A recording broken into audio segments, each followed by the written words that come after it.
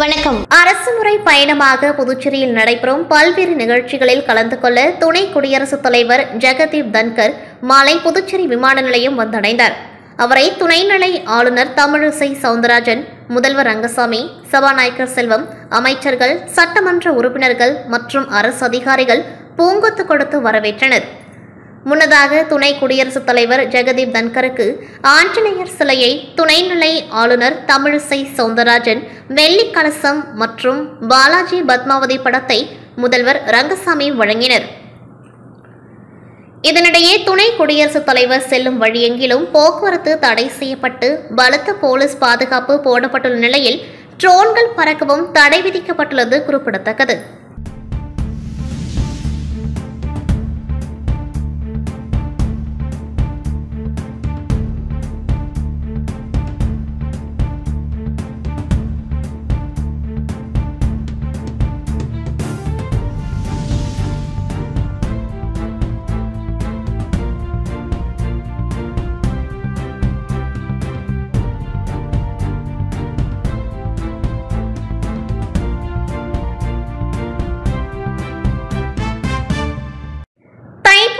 குடியரசு தின விழா சனி மற்றும் ஞாயிறு ஆகிய 4 நாட்கள் தொடர் விடுமுறையின் காரணமாக தமிழகத்தின் பல்வேறு பகுதிகளில் இருந்து ஏராளமான சுற்றுலா பயணிகள் புதுச்சேரிக்கு வருகை புரிந்திருந்தனர்.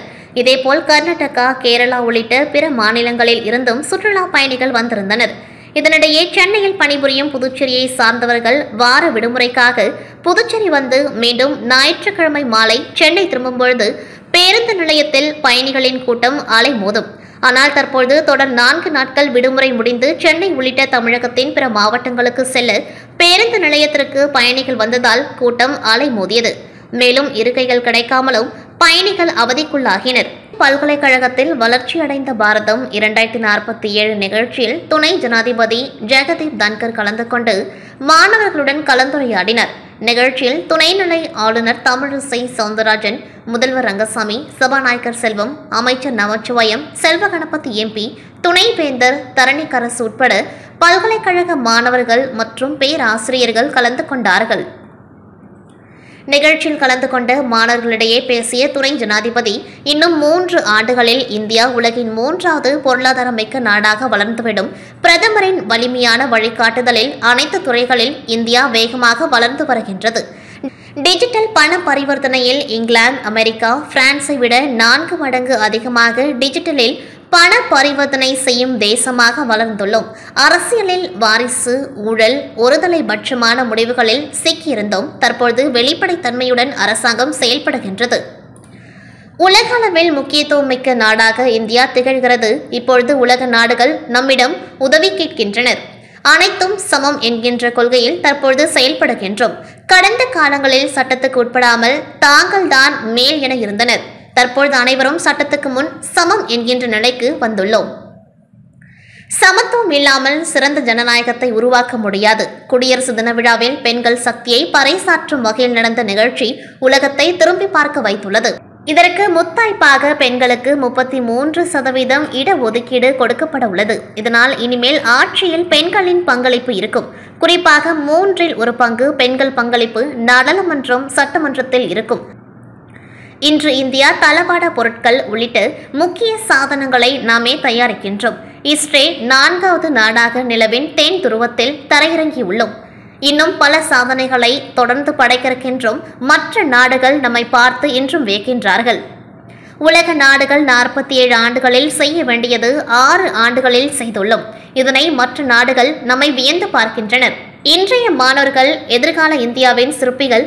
2047ஆம் ஆண்டு இந்தியா இதைவிட மற்றொரு சிறப்பான நிலையில் இருக்கும் என்றார். புதுச்சேரி மண்ணாடிப்பட்ட கொம்யூன் களித்தீர்த்தால் குப்பம் பகுதியில் சுமார் 25க்கும் மேற்பட்ட நரிக்குறவர்கள் தங்களது குடும்பத்துடன் கடந்த 25 வருடங்களுக்கு மேல் வசித்து வந்த நிலையில் புதுச்சேரி அரசு மூலம் இலவச மனைப்பட்டா வழங்கப்பட வேண்டும் என கடந்த 20 வருடங்களாக தொடர்ந்து அரசை வலியுறுத்தி வந்த நிலையில் தற்பொழுது நடைபெற்று வரும் பாஜக, என்ஆர் காங்கிரஸ், தேசிய ஜனநாயக கூட்டணி அரசு பதவியேற்றவுடன் முதலமைச்சர் ரங்கசாமியை சந்தித்தும் மனு அளித்திருந்தனர். ஆனாலும் தற்போதைய அரசு நடவடிக்கை எடுக்காததால் ஆத்திரமடைந்த நரிக்குறவர்கள் கடந்த 6 மாதங்களுக்கு முன் சட்டசபையில் போராட்டத்தில் ஈடுபட்டனர்.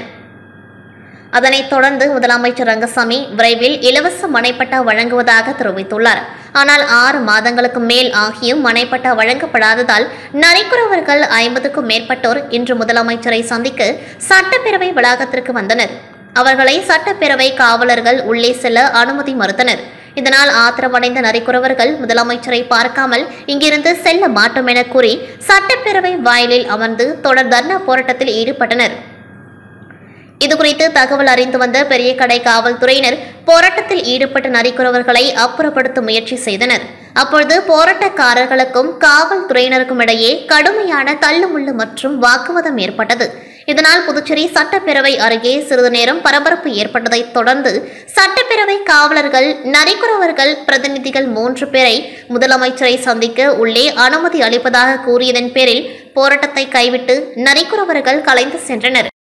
புதுச்சேரி அடுத்த வம்பப்பட்டு அப்துல் கலாம் கைப்பந்து விளையாட்டுக் கழகம் சார்பில் 3ஆம் ஆண்டு மாநில அளவிலான கைப்பந்து போட்டி அய்யனாரப்பன் கோவில் அருகே உள்ள விளையாட்டு மைதானத்தில் நடந்த போட்டியை உள்துறை அமைச்சர் நமச்சிவாயம் வீரர்களுக்கு சீருடை வழங்கி துவக்கி வைத்தார். இதில் முன்னாள் எம்எல்ஏ அருள்முருகன், கொம்யூன் பஞ்சாயத்து ஆணையர் எழில்ராஜன், பாஜக நிர்வாகிகள் தமிழ்மணி, சுமன்ராஜ் உள்ளிட்ட பலர் கலந்து கொண்டார்கள். 2 நாட்கள் இரவு பகலாக நடக்கும் போட்டியில் புதுச்சேரி மற்றும் தமிழக பகுதியைச் சேர்ந்த 32 அணிகள் கலந்து கொண்டு விளையாடி வருகின்றனர்.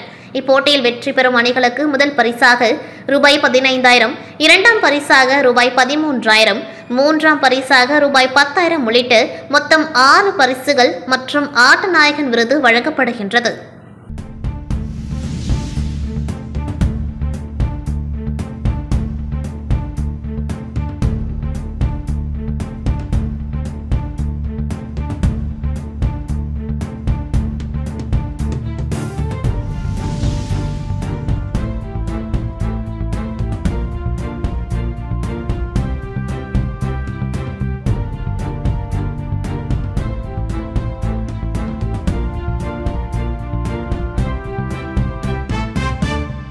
புதுச்சேரி சட்டப்பேரவையில் உள்ள அலுவலகத்தில் செய்தியாளர்களை சந்தித்த வேளாண் துறை அமைச்சர் ஜெயக்குமார், புதுச்சேரி தாவரவியல் பூங்காவில் 3 நாட்கள் நடக்கும் கண்காட்சியில் 50,000க்கும் மேற்பட்ட மலர்கள் காட்சிப்படுத்தப்பட உள்ளது. கேரளா, பெங்களூர் உள்ளிட்ட பெருநகரங்களில் இருந்து கொண்டுவரப்பட்ட சிறப்பு மரம், செடி, கொடி வகைகளும் காட்சிப்படுத்தப்பட உள்ளது. மேலும் கொய்யா, மலர்கள், தொட்டி வளர்ப்பு, மலர் அலங்காரம், காய்கறிகள், பழ வகைகள், தென்னை, மூலிகை செடிகள், பழத்தோட்டங்கள், அலங்கார தோட்டம், மாடி வீடு தோட்டம், வீட்டு காய்கறி தோட்டம் மற்றும் ரங்கோலி ஆகிய பிரிவுகளின் கீழ் போட்டிகள் நடத்தப்பட்டு 3 நாட்களும் பரிசுகள் வழங்கப்பட உள்ளது. இதேபோல் விவசாயிகள் புதிய தொழில்நுட்பங்களை தெரிந்து கொள்ளும் வகையில் விவசாய கருத்தரங்குகள் மற்றும் உயர்ரக நடவு கன்றுகள் விற்பனை செய்யப்படவும் உள்ளது. மக்களிடம் அதிக வரவேற்பு இருப்பதால் 3 நாட்கள் நடைபெறும் கண்காட்சியை தேவைப்பட்டால் அதிக நாட்கள் நடத்தவும் முடிவு செய்யப்படும் எனவும் தெரிவித்தார். இந்த கண்காட்சியில் இந்த ஆண்டு புதிய வரவாக 5,000 புது ரக தென்னை மரக்கன்றுகள் மானிய விலையில் ரூபாய் 20 விற்பனை செய்யப்பட்டுள்ளது. கேரளா மாநிலம் பாலக்காட்டில் இருந்து வரவழைக்கப்பட்ட ஜாடியில் வளர்க்கக்கூடிய பலாப்பழ கன்றுகளை விற்பனை செய்யவும் உள்ளது என்றார். புதுச்சேரியில் வேளாண் துறை சொர்ணவாரி பருவத்தில் நெல் சாகுபடி செய்யும் விவசாயிகளுக்கு மானியத்தில் இடுபொருட்கள் வழங்குவதற்கு பதிலாக உற்பத்தி மானியம் வழங்கப்படுகின்றது. அதன்படி 2023-24ஆம் ஆண்டு சொர்ணவாரி பருவத்தில் நெல் சாகுபடி செய்த விவசாயிகளுக்கு ஏக்கருக்கு ரூபாய் 5,000 வீதம் 2,417 விவசாயிகளுக்கு 3,845.05 ஏக்கருக்கு 1,92,25,250 புதுச்சேரி பொதுப்பிரிவு உழவர்களுக்கு உற்பத்தி மானியம் அவர்களது வங்கிக் கணக்கில் செலுத்தப்பட்டுள்ளது. அதற்கான தொடக்க விழா சட்டமன்றத்தில் உள்ள முதலமைச்சர் அலுவலகத்தில் நடைபெற்றது. முதலமைச்சர் ரங்கசாமி, சபாநாயகர் செல்வம், வேளாண் துறை அமைச்சர் தேனி ஜெயக்குமார் ஆகியோர் கலந்து கொண்டு பயனாளிகளுக்கு காசோலைகளை வழங்கினர். புதுச்சேரி மற்றும் காரைக்காலை சேர்ந்த விவசாய கூட்டுறவு கடனை தள்ளுபடி செய்ய வேண்டும், நெற்பயிர்க்கான இன்சூரன்ஸ் தொகையை வழங்க வேண்டும் என முதலமைச்சரிடம் விவசாயிகள் கோரிக்கை வைத்தனர்.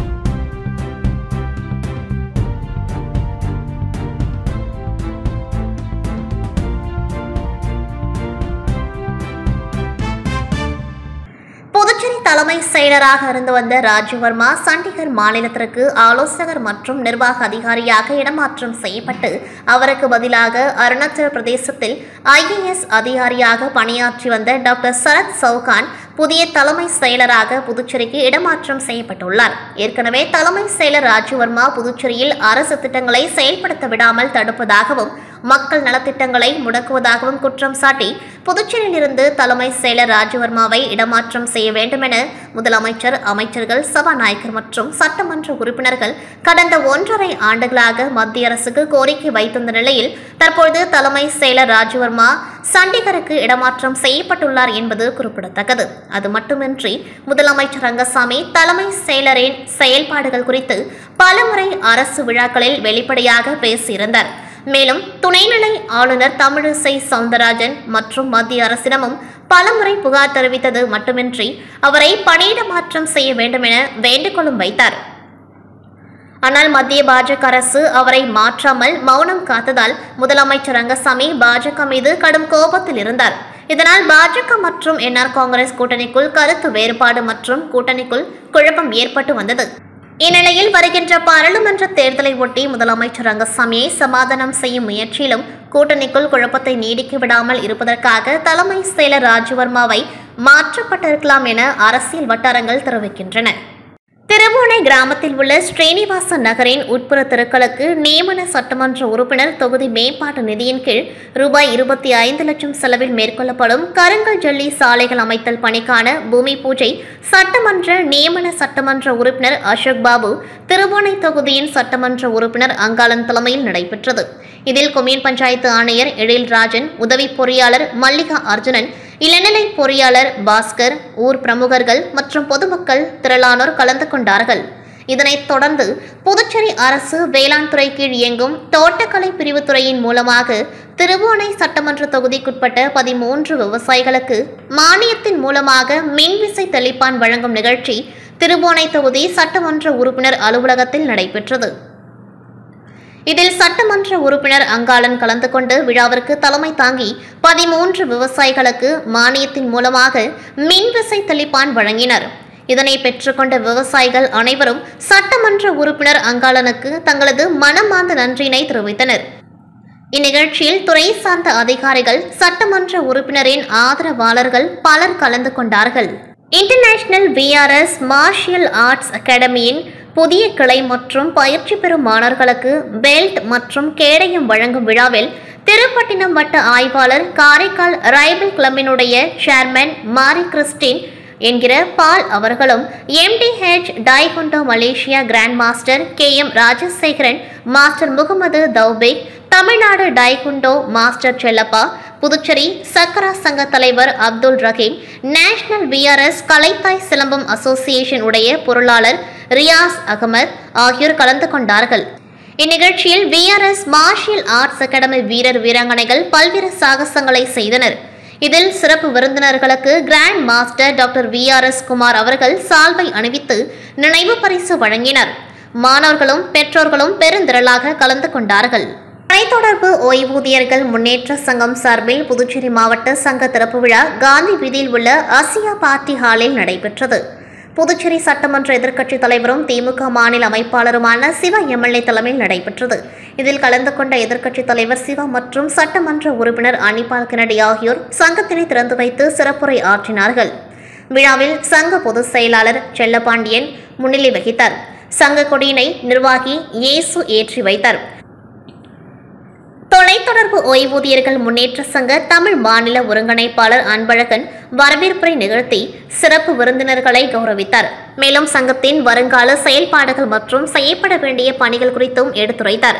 இதில் திமுக பொதுக்குழு உறுப்பினர் கோபால், காங்கிரஸ் செயல் தலைவர் முன்னாள் MLA கங்காதரன், குடிசை வாழ்வோர் பெருமன்றம் தலைவர் டாக்டர் மோகனசுந்தரம் மற்றும் சேவா BSNL தலைவர் சேகரன், ஜிப்மர் ஓய்வூதிய சங்க பொதுச் செயலாளர் விஸ்வநாதன், நிர்வாகிகள் ராதாபாய், விஜயகுமார், தேவராஜ், ரவீந்திரன், சுந்தரமூர்த்தி, பெர்லின், சுகுமாரன் உட்பட 100க்கும் மேற்பட்டோர் கலந்து கொண்டார்கள்.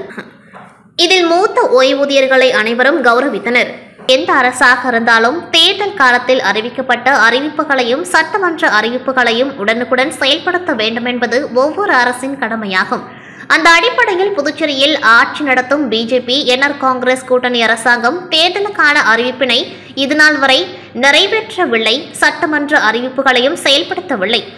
இது வாக்களித்த மக்களை வஞ்சிக்கும் செயலாகும். உதாரணமாக, முதலமைச்சர் அவர்கள் ஆட்சி அமைந்தவுடன் 11ஆம் வகுப்பு மற்றும் 12ஆம் வகுப்பு மாணவர்களுக்கு மடிக்கணினி வழங்கப்படும் என அறிவித்தார். 2021ஆம் ஆண்டு பயின்ற மாணவர்களுக்கு நிதிநிலை அறிக்கையில் அறிவித்து போன்று 2021ஆம் ஆண்டு பயின்ற மாணவர்களுக்கு நிதிநிலை அறிக்கையில் அறிவித்தது போன்று 12ஆம் வகுப்பு முடித்த பள்ளியில் இருந்து கல்லூரிக்கு கல்வி பயில சென்ற சுமார் 9,000க்கும் மேற்பட்ட மாணவ மாணவிகளுக்கு இலவச மடிக்கணினி வழங்கப்படவில்லை. முதல்வரின் அறிவிப்பை அடுத்து 2 ஆண்டு காலத்திற்கு பிறகு மாணவர்களுக்கு லேப்டாப் வழங்கப்பட்டு வருகின்றது. 2022-23ஆம் கல்வியாண்டு பயிலும் மாணவர்களுக்கு மட்டும் மடிக்கணினி வழங்கும் திட்டம் தற்பொழுது துவங்கப்பட்டுள்ளது. முதல்வரின் அறிவிப்பு காலத்தோடு செயல்படுத்தப்படாததால் 2021ஆம் ஆண்டு கல்வி பயின்ற சுமார் 9,000க்கும் மேற்பட்ட மாணவ மாணவிகளுக்கு இலவச மடிக்கணினி வழங்கப்படாமல் இன்று வரை ஏமாற்றப்பட்டுள்ளது. முதலமைச்சர் அவர்கள் +2 மாணவர்களுடைய நிலைமையை கருத்தில் கொண்டு அவர்களுக்கும் இலவச மடிக்கணினி வழங்க முன்வர வேண்டும். மடிக்கணினி கிடைக்காமல் பாதிக்கப்பட்ட மாணவர்கள் போராட்டங்களை முன்னெடுத்து மடிக்கணினி கிடைக்காத பாதிக்கப்பட்ட மாணவர்கள் போராட்டங்களை முன்னெடுத்து வீதி வரை வந்துள்ளனர். இதனை அரசு கருத்தில் கொண்டால் நல்லது என்று அதிமுக வலியுறுத்தியது. சட்டமன்றத்தில் இலவச எரிவாயு சம்பந்தமாக அறிவிப்பு வெளியிடப்பட்டு 300 ரூபாய் மானியம் வழங்கப்படும் என்று அறிவிக்கப்பட்டது. ஆனால் அந்த திட்டம் சிகப்பு அட்டைகளுக்கு 300 ரூபாய் வழங்கப்படுகின்றது. ஆனால் மஞ்சள் அட்டைக்கு 150 மட்டுமே வழங்கப்படுகின்றது. ஒரு திட்டம் அறிவிக்கும் பொழுது நிதி நிலையை கருத்தில் கொண்டு தலைமை செயலருடன் கலந்து பேசி சட்டமன்றத்தில் அறிவிக்க வேண்டும் என்று வலியுறுத்திய அவர், புதுச்சேரியில் ஜிஎஸ்டி கலால் துறையில் வருவாய் அதிகமாக வருகிறது என்றும் மாநிலத்தின் வருவாய் சிறப்பாக உள்ளது, நிதிநிலை நெருக்கடி இல்லை என்று கூறுகின்றனர். அவ்வாறு இருக்கும்பொழுது மஞ்சள் அட்டை உள்ளவர்களுக்கும் கேஸ் மானியம் 300 ரூபாய் வழங்க வேண்டும் என அதிமுக சார்பில் கேட்டுக்கொள்வதாக தெரிவித்தார். புதுச்சேரியில் மாநிலம் முழுவதும் புற்றீசல் போன்று ரெஸ்டோ பார் வந்துள்ளது. இதனால் கலாச்சார சீரழிவு ஏற்படுகின்றது என்று தொடர்ந்து அதிமுக வலியுறுத்தி வருகின்றது. இந்த நிலையில் நகர பகுதியில் வரும் சுற்றுலா பயணிகளுக்கு ஆடை கட்டுப்பாடு வேண்டும் என்று கூறி வருகின்றோம். ஆனால் அரசு எதையும் கண்டுகொள்ளவில்லை. இதனால் புதுச்சேரி கலாச்சார சீரழிவை நோக்கி சென்று கொண்டிருக்கின்றது. ரெஸ்டோ பார் கட்டுப்பாடு இல்லாமல் செயல்படுகின்றது. குடியிருப்பு பகுதியில் செயல்படுகிறது, எப்போ மூடப்படுகிறது, எப்பொழுது திறக்கப்படுகின்றது என்ற வரைமுறை இல்லை. அதிகாலை 3 மணி வரை திறந்துள்ளது. சுற்றுலா என்ற பெயரில் மது மங்கை மாது என அரசின் நடவடிக்கை உள்ளது. பெண்கள் ஆடை கட்டுப்பாடு இல்லாமல் ஆண் நண்பர்களுடன் அமர்ந்து பெண்கள் மது அருந்தும் அவல நிலை உள்ளது. புதுச்சேரி என்றாலே இப்படித்தான் என்ற ஒரு அவப்பெயரை அரசு ஏற்படுத்தி வருகின்றது. கடந்த சில தினங்களுக்கு முன்பு ஒரு இளம் பெண் மது போதையில் மயங்கி விழுந்து அவரை தூக்க முடியாமல் தூக்கி சென்ற சம்பவம் அதிர்ச்சி ஏற்படுத்தியுள்ளது. அந்த பெண் யார், அவர் என்ன நேர்ந்தது, என்ன நடந்தது என்று கூட தெரியவில்லை. இதெல்லாம் கட்டுப்படுத்தப்பட வேண்டும். மாநிலத்தில் கலாச்சார சீரழிவு ஏற்படும் என்பதை முதல்வர் உணர வேண்டும். இதன் மீது துணைநிலை ஆளுநர் தமிழிசை தலையிட்டு உயர்மட்ட கூட்டத்தை ஏற்பாடு செய்து இது சம்பந்தமாக விவாதிக்க வேண்டும். தற்பொழுதுள்ள சூழ்நிலை தொடர்ந்தால் வருங்காலத்தில் என்ன நடக்கும் என்பதை விசாரித்து மக்களுக்கு கலாச்சார சீரழிவு, தலைக்குனிவு, அவமரியாதையை ஏற்படுத்தாத வகையில் துணைநிலை ஆளுநர் தமிழிசை நடவடிக்கை எடுக்க வேண்டும் என அதிமுக சார்பில் கேட்டுக் கொள்ளப்படுகின்றது. ஆட்டுப்பட்டு பகுதியில் திமுகவின் கோரிக்கை ஏற்று அடுக்குமாடி குடியிருப்பு கட்ட 18 கோடி ரூபாய் பணம் ஒதுக்கியதாக போஸ்டர் எல்லாம் ஒட்டப்பட்டது. ஆனால் இதுவரை அடுக்குமாடி குடியிருப்பு கட்டப்படவில்லை. அடுக்குமாடி குடியிருப்பு கட்ட ஸ்மார்ட் சிட்டி திட்டத்தின் மூலம் பணம் ஒதுக்கப்பட்டதாக கூறப்பட்டது. ஆனால் இதுவரை எந்தவித நடவடிக்கையும் எடுக்கப்படவில்லை. அப்பாவி மக்களை தொகுதி சட்டமன்ற உறுப்பினர் இன்னும் ஏமாற்றும் நோக்கத்தோடு செயல்பட்டு வருவது என்பது கண்டிக்கத்தக்கது. சமுதாயத்தில் ஒடுக்கப்பட்ட, தாழ்த்தப்பட்ட, விளிம்பு நிலையில் இருக்கக்கூடிய மக்களை ஏமாற்றுவதை ஏற்க முடியாது. அடுக்குமாடி குடியிருப்பு வருகின்றது என்றால் வரவேற்கின்றோம். கோயிலிடத்தில் குடியிருப்பவர்களுக்கு அரசாங்கமே இலவச மனைப்பட்டா வழங்க வேண்டும். ஆனால் அடுக்குமாடி கட்டித் தருவதாக தொடர்ந்து மக்களை ஏமாற்றுவது என்பது தவறான செயல். பழைய பேருந்து நிலையத்திலிருந்து செல்லும் சுப்பையா சாலை மற்றும் டாக்டர் அம்பேத்கர் சாலை இதுவரை செப்பனிடப்படவில்லை. போராட்டங்கள் நடத்தியும் எந்த நடவடிக்கையும் இல்லை. அடுத்து வரும் 10 தினங்களுக்குள் சுப்பையா சாலை மற்றும் அம்பேத்கர் சாலையை சீரமைக்கவில்லை என்றால் தொகுதி மக்கள் பொதுப்பணித்துறை அலுவலகத்தை முற்றுகையிட்டு போராட்டத்தில் ஈடுபட போவதாக தெரிவித்தனர். புதுச்சேரியில் ரெஸ்டோ பார்களால் ஏற்படும் கலாச்சார சீரழிவு குறித்தும் வழிபாட்டு தலங்களில் ஆடை கட்டுப்பாடுகளை கொண்டுவர வேண்டும் என்பது சம்பந்தமாக ஆளுநரை சந்தித்து மனு அளிக்க உள்ளோம். இவ்வாறு அதிமுக மாநில செயலாளர் அன்பழகன் செய்தியாளர்களிடம் தெரிவித்தார். புதுச்சேரி காமராஜர் நகர் தொகுதிக்குட்பட்ட பொறையாக்குளம், வெங்கடேஸ்வர நகர் ஆகிய பகுதிகளுக்கு புதிய அங்கன்வாடி கட்டடம் கட்டுவதற்காக பாராளுமன்ற உறுப்பினர் மேம்பாட்டு நிதியிலிருந்து ரூபாய் 12 லட்சம் செலவில் பூமி பூஜை இன்று நடைபெற்றது. இதில் பாராளுமன்ற உறுப்பினரும் காங்கிரஸ் கட்சி தலைவருமான வைத்திலிங்கம் கலந்து கொண்டு புதிய அங்கன்வாடி கட்டட பணிகளை பூமி பூஜை செய்து துவக்கி வைத்தார். இதில் வட்டார தலைவர் செல்வம், பார்த்திபன், பொறுப்பாளர் தமிழரசி மற்றும் காங்கிரஸ் நிர்வாகிகள் ஜெயலட்சுமி, கோதண்டராமன், டாக்டர் சுரேஷ், கலா, அஞ்சலாட்சி, விண்ணரசி, மதிவாணன் உட்பட ஏராளமான காங்கிரஸ் நிர்வாகிகள், ஊர் பொதுமக்கள் கலந்து கொண்டார்கள். இந்நிகழ்ச்சிக்கான ஏற்பாடுகளை இளைஞர் காங்கிரஸ் செயலாளர் அன்பரசன் செய்திருந்தார். ஆளுநர் டாக்டர் தமிழிசை சவுந்தரராஜன் சிறந்த பள்ளிக்கான முதலமைச்சர் விருது மற்றும் சுழற்கேடயம் புதுச்சேரி தவளக்குப்பம் நேஷனல் ஆங்கில உயர்நிலைப் பள்ளியின் சேர்மன் டாக்டர் கிரண்குமார் அவர்களுக்கு வழங்கி பாராட்டி கௌரவிக்கப்பட்டது. விருது பெற்ற பள்ளியின் சேர்மன் டாக்டர் கிரண்குமார் அவர்களுக்கு பள்ளியின் தாளாளர் எழிலரசி, டிரஸ்டி கிருஷ்ணராஜ், ஆசிரியர்கள், மாணவ செல்வங்கள், பெற்றோர்கள் மற்றும் பள்ளியில் பணிபுரியும் அனைத்து நிலை ஊழியர்களும் பாராட்டி வாழ்த்து தெரிவித்தனர். முன்னதாக பள்ளியில் இந்திய திருநாட்டின் 75ஆம் ஆண்டு குடியரசு தின விழா சிறப்பாக கொண்டாடப்பட்டது. பள்ளியின் தாளாளர் எழிலரசி கிரண்குமார் விழாவிற்கு தலைமை தாங்கினர். விழாவின் முக்கிய நிகழ்வாக பள்ளி மாணவர்களின் அணிவகுப்புடன் தேசிய கொடி ஏற்றி மரியாதை செலுத்தப்பட்டது. விழாவின் சிறப்பு விருந்தினர்களாக கோட்டக்குப்பம் வேதா பள்ளியின் தாளாளரும் விமென்ஸ் வேர்ல்டு மற்றும் யோகன் கிட்ஸ் வேர்ல்டு உரிமையாளருமான சிவப்பிரியா, புதுச்சேரி மாநில பாஜக மகளிர் அணி தலைவி Jayanthi, MNS grand view hotel உரிமையாளர் விஜயலட்சுமி கிருஷ்ணராஜ் ஆகியோர் கலந்து கொண்டு சிறப்புரை வழங்கினர். குடியரசு தினத்தை முன்னிட்டு மாணவர்களுக்கு பல்வேறு போட்டிகள் நடத்தப்பட்டு பரிசுகள் வழங்கப்பட்டது. இவ்விழாவிற்கான ஏற்பாடுகளை ஆசிரியர்கள் செய்திருந்தனர்.